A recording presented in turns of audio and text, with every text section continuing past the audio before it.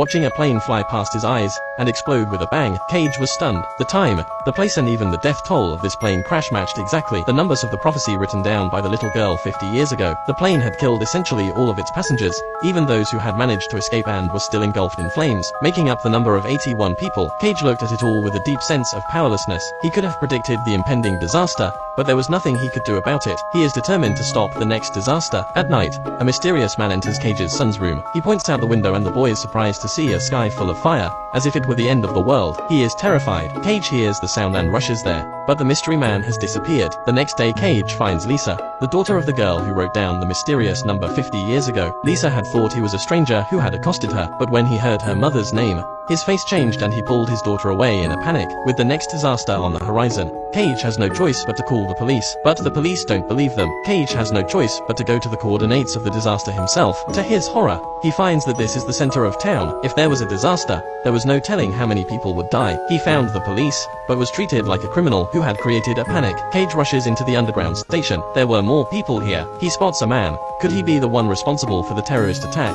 Cage chases him all the way onto the underground, but eventually finds out that the man is just a CD seller. It is then that the real disaster comes.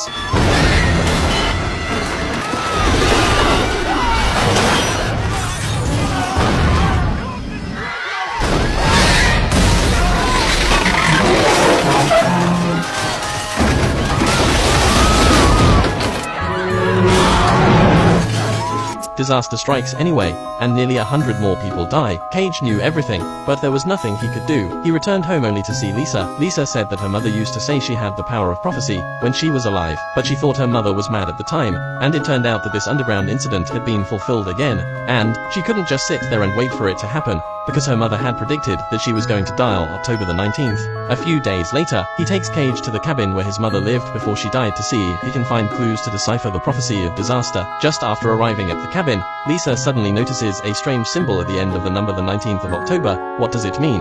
The cabin is plastered with briefings of past disasters, and there are a few pebbles under the bed. Cage thought of his own son, who had gotten the exact same pebbles from the mystery man. He lifted the bedpan and there were 2 words of everyone else carved all over it. Was this what everyone meant? Was it digitally the last disaster that would be the end of the world?